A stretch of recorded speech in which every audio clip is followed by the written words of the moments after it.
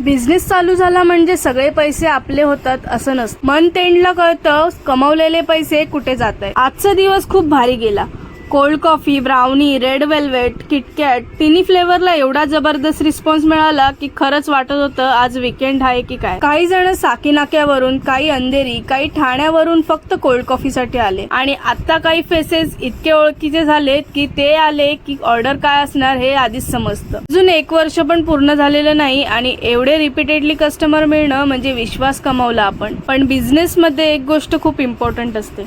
धंदा होतोय म्हणजे प्रॉफिट होतोय असं नसतं. कारण मंथ एंडला रेंट, स्टॉक, एक्सपेन्सेस मध्ये बरेच पैसे जातात आणि याच रिझनमुळे फूड कॉस्ट कॅल्क्युलेट करणं खूप इम्पॉर्टंट असतं. आम्ही सुद्धा आता प्रॉपर प्लॅनिंगने ते शिकतोय आणि हे सगळं आम्ही बिझनेस सिरीज मधून युट्यूबवर फुल डिटेल मध्ये दाखवणार आहोत. जसं रील्सला सपोर्ट करता तसंच लॉंग व्हिडिओजला पण करा. कदाचित आमचा अनुभव तुमच्या स्टार्टअपला एक स्टेप पुढे न्यायला मदत करेल.